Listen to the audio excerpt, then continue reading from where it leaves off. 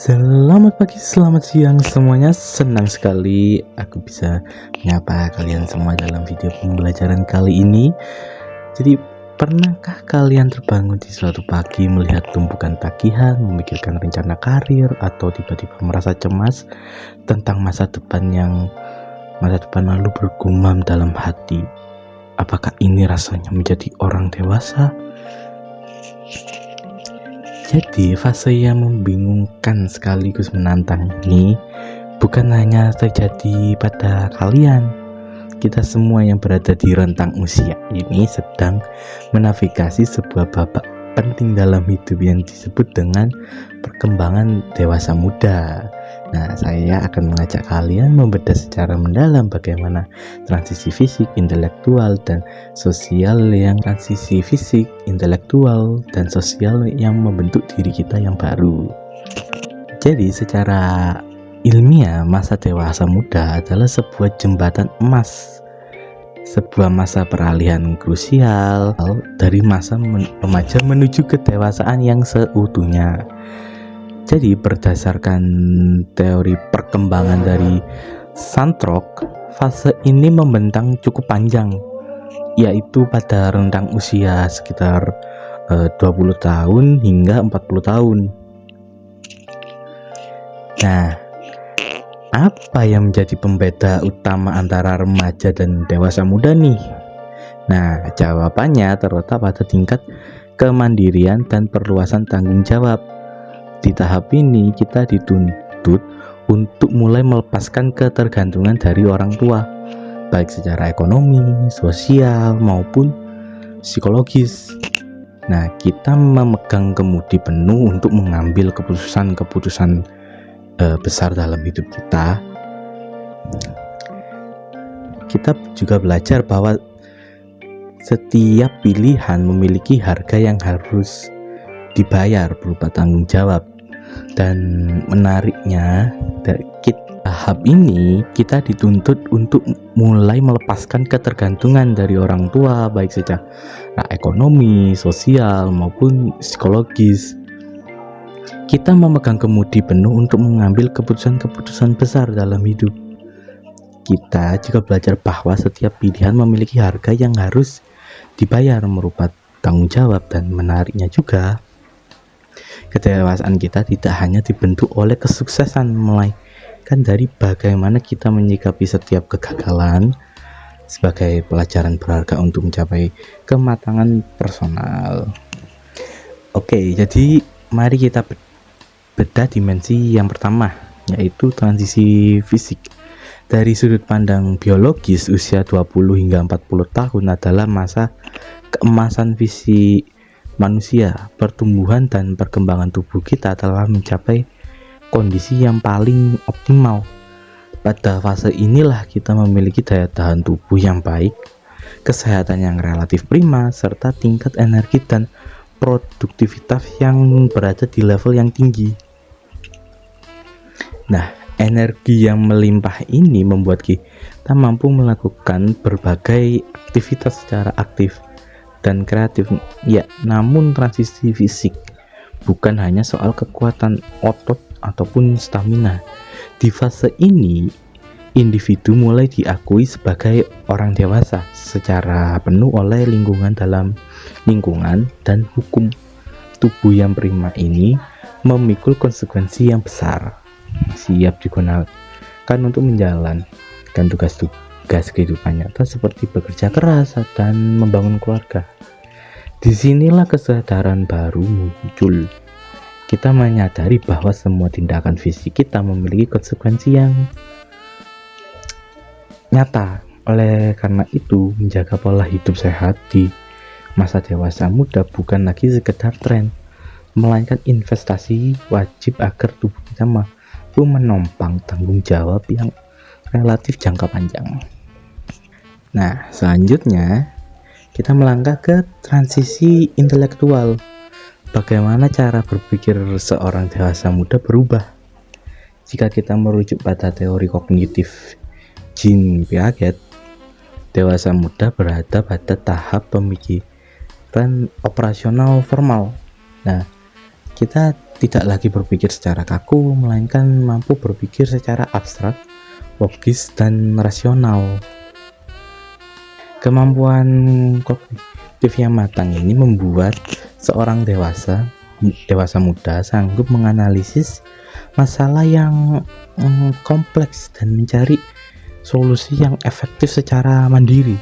Pola pikir ini sangat mempengaruhi keputusan dalam pendidikan maupun pekerjaan. Sebagian besar dari kita melanjutkan pendidikan ke perguruan tinggi dan setelah lulus langsung dihadapkan pada realita untuk membangun serta mengembangkan karir. Bahkan banyak dewasa muda hebat yang menjalani peran ganda, bekerja keras di siang hari sambil melanjutkan pendidikan yang ke jenjang yang lebih tinggi di malam hari. Persaingan dunia kerja yang ketat menuntut kita untuk terus meningkatkan kemampuan dan keterampilan. Karena pendidikan dan pengalaman kerja inilah yang menjadi modal utama kita untuk mencapai kesuksesan. Nah, selanjutnya ada dimensi yang ketiga, yakni transisi sosial. Kehidupan sosial kita berubah drastis. Fokus hubungan interpersonal dan tidak lagi sekedar mencari teman bermain seperti masa remaja, melainkan mulai menjalin hubungan yang lebih serius dengan pasangan. Kita mulai memikirkan dan mempersiapkan kehidupan berkeluarga serta mengelola rumah tangga. Proses adaptasi ini menuntut fleksibilitas tinggi karena seseorang akan memeluk peran-peran baru, baik sebagai suami, baik sebagai istri, ayah, atau ibu. Di saat yang sama, hubungan sosial kita meluas ke lingkungan masyarakat yang lebih luas. Tantangan terbesarnya ialah bagaimana belajar menyeimbangkan kebutuhan pribadi, tuntutan profesional di tempat kerja, dan tanggung jawab sosial di masyarakat. Dewasa muda diharapkan mampu berkontribusi aktif dalam kegiatan kemasyarakatan demi membantu menciptakan lingkungan yang harmonis dan produktif, sekaligus menjadi contoh atau role model bagi generasi berikutnya. Nah, teori-teori perkembangan yang kita bahas tadi mungkin terdengar rumit jika hanya dibaca atau didengarkan. Oleh karena itu, kita integrasikan ketiga transisi tersebut ke dalam satu contoh nyata. Kita akan melihat perjalanan hidup seseorang dewasa muda tunggal bernama Bagas. Bagas ialah seorang pemuda yang berusia 25 tahun yang baru 1 tahun bekerja sebagai software engineer di sebuah perusahaan teknologi di kota besar. Nah, mari kita lihat bagaimana ketika transisi perkembangan terjadi pada dirinya secara bersamaan. Yang pertama, di dimensi yang pertama, di usianya yang ke-25, kondisi fisik Bagas sedang berada di fase prima. Energi dan produktivitasnya sangat tinggi, memungkinkannya untuk fokus bekerja di depan layar komputer selama berjam-jam secara aktif dan kreatif. Namun, sebagai dewasa muda yang mandiri secara ekonomi, Bagas sadar ia tidak tinggal bersama orang tuanya lagi. Jika ia jatuh sakit akibat begadang atau pola makan yang buruk, akan ada konsekuensi nyata yang merugikan produktivitas kerjanya. Sebagai bentuk transisi fisik yang matang, Bagas mulai mengambil tanggung jawab penuh atas tubuhnya sendiri. Ia disiplin mengatur waktu tidur, rajin memasak makanan sehat, dan berolahraga rutin di akhir pekan. Nah, bagaimana dengan kemampuan berpikirnya? Suatu hari, sistem aplikasi utama di kantor Bagas mengalami gangguan error sistem. Alih-alih panik atau menghindar, Bagas menggunakan kemampuan operasional formalnya. Ia berpikir secara logis, analitis, dan rasional untuk membedah kode pemrograman dan melokalisasikan masalah, hingga akhirnya berhasil menemukan solusi perbaikan yang efektif. Tidak berhenti di situ, karena ia tahu persaingan dunia kerja yang sangat ketat, Bagas secara matang mengambil keputusan untuk menyisihkan sebagian gajinya demi mengikuti pelatihan sertifikat tingkat lanjut di malam hari setelah pulang kerja. Jadi ini adalah bukti nyata kematangan intelektualnya. So, yang terakhir, mari kita lihat kehidupan sosial Bagas.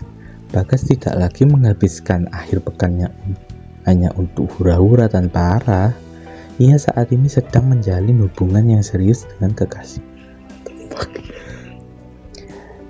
Terakhir, mari kita lihat kehidupan sosial Bagas. Bagas tidak lagi menghabiskan akhir pekannya hanya untuk hura-hura tanpa arah. Ia saat ini sedang menjalin hubungan yang serius dengan kekasihnya, dan mereka berdua mulai berkomitmen untuk menabung bersama untuk mempersiapkan pernikahan serta kehidupan rumah tangganya. Di lingkungan tempat tinggalnya yang baru, Bagas tidak lagi menjadi individu yang apatis. Ia mulai meluangkan waktu untuk hadir dalam rapat pemuda RT dan ikut membantu kepanitiaan acara warga. Di sini kita melihat Bagas sedang belajar proses yang sangat penting, menyeimbangkan antara kebutuhan pribadi, tekanan pekerjaan, hubungan asmara, dan pengabdian kepada masyarakat demi menjadi contoh yang baik bagi lingkungan sekitarnya. Jadi melalui teori perkembangan dan studi kasus Bagas tadi, kita dapat menarik satu kesimpulan besar. Masa dewasa muda bukanlah sebuah fase yang instan atau mudah, melainkan sebuah gerbang transisi yang paling menentukan dalam lini masa kehidupan manusia. 3 aspek perkembangan yang kita bahas, yakni fisik, intelektual, dan peran sosial, tidak berjalan sendiri-sendiri, melainkan saling mempengaruhi. Ketika kita mampu menavigasi perubahan fisik kita dengan hidup sehat, mematangkan pola pikir dalam mengambil keputusan sulit, serta bertanggung jawab atas peran sosial baru kita di masyarakat, disitulah kita sebenarnya sedang membangun fondasi utama untuk mencapai kehidupan masa depan yang jauh lebih stabil, matang, dan sejahtera menjadi dewasa muda. Mungkin penuh dengan ketidakpastian, ekspektasi, dan tekanan. Namun ingatlah bahwa setiap tantangan dan kegagalan yang kalian hadapi hari ini adalah bahan baku utama untuk membentuk kematangan diri kalian di masa depan mendatang. Jadi optimalkan potensi fisik kalian, tajamkan intelektual, dan perluas kebermanfaatan sosial. Sekali lagi saya ucapkan terima kasih banyak atas perhatiannya Anda sepanjang video ini. Sampai jumpa di materi pembelajaran berikutnya. Tetap semangat berkembang dan selamat berproses menjadi dewasa yang seutuhnya. Matur nuwun.